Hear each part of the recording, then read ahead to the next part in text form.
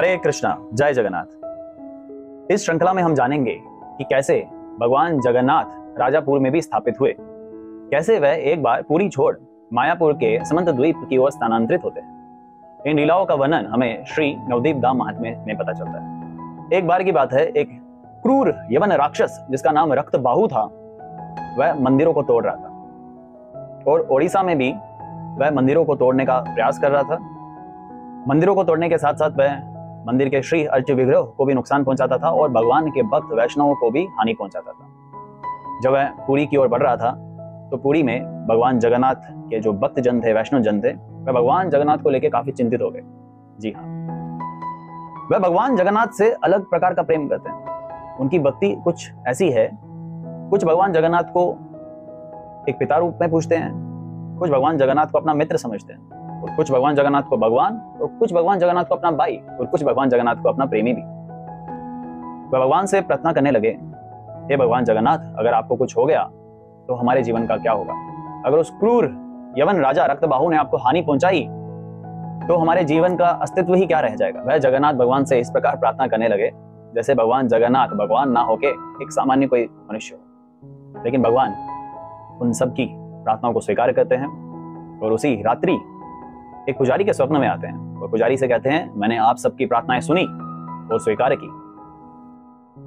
ये जो क्रूर राजा रक्तबाहु है, ऐसे अनगिनत राक्षसों का वध अगर मैं चाहूं एक क्षण में कर सकता हूं, लेकिन उससे मैं आपके प्रेम का आनंद नहीं ले पाऊंगा, मैं आपके साथ आदान प्रदान नहीं कर पाऊंगा। तो इसीलिए मेरी इच्छा है कि मैं इस बार पुरी छोड़ बंगाल की ओर प्रस्थान करूं। तो इसीलिए तुम उन सारी तैयारियों में लग जाओ और कल सुबह पुरी से स्थानांतरित करो बंगाल मायापुर की ओर।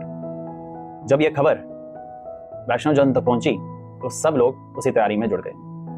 जगन्नाथपुरी में भगवान की सेवा करने के लिए अलग अलग भक्तों की श्रेणी है। कुछ भगवान जगन्नाथ के लिए प्रसादम बनाते हैं, भोग लगाते हैं, कुछ भगवान जगन्नाथ की पुजारी सेवा करते हैं, कुछ भगवान जगन्नाथ के ड्राइवर्स हैं। ड्राइवर्स कहने का अर्थ हुआ कि जब भगवान जगन्नाथ को कहीं मूव करना होता है तो वो कार्य उन्हीं को सौंपा जाता है और उनको शबर वैष्णव के नाम से जाना जाता है।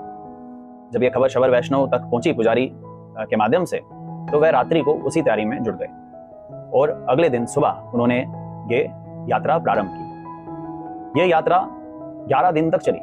वह पुरी से बंगाल की ओर निकल चुके थे। इन 11 दिनों में वह जहां जहां रेस्ट करते थे, जहां जहां रुकते थे, भगवान को जो भी उपस्थित हो, फल फूल जो भी भोग लगा सकते थे वह लगाते थे। और इसी प्रकार से जब वह समंत द्वीप पहुंचे तो भगवान एक शबर वैष्णव के स्वप्न में आए और उनसे इच्छा व्यक्त की, अब मैं यहीं पे स्थापित होना चाहता हूँ, तो इसलिए मेरी जो उपासना है, मेरे मंदिर का निर्माण है, यहीं पे प्रारंभ करें। और जो शबर वैष्णव थे उन्होंने भगवान के निर्देशों का पालन किया और वहीं खुद भी सेटल हो गए और भगवान को भी वहीं पे स्थापित किया और काफी समय तक भगवान जगन्नाथ वहीं रहे और वैष्णव के द्वारा अपनी सेवा स्वीकार करने लगे।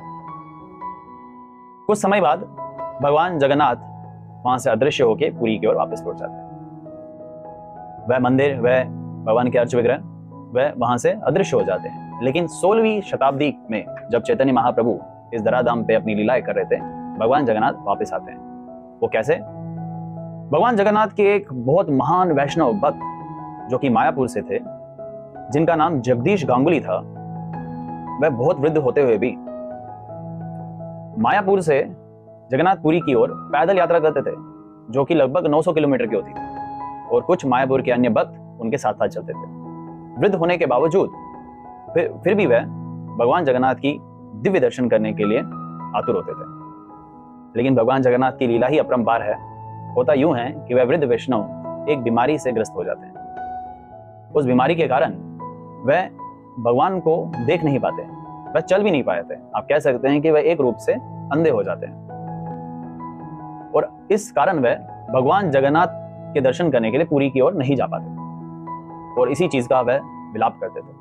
वह भगवान जगन्नाथ से प्रार्थना करते थे, हे भगवान जगन्नाथ, अब मैं आपको देख नहीं पाऊंगा। हे भगवान जगन्नाथ, अब मैं आपके धाम नहीं आ पाऊंगा, तो इसलिए मेरी इच्छा तो अब यही है कि मैं अपने शरीर को ही त्याग दूं। क्या करूंगा मैं ऐसे जीवन का जब मैं आपके दिव्य दर्शन ही ना कर सकूं। एक रात जब जगदीश गांगुली इसी विलाप के कारण निद्रा अवस्था में चले जाते हैं तो भगवान जगन्नाथ उनको स्वप्न में दिव्य दर्शन देते हैं और वह जगदीश गांगुली से कहते हैं।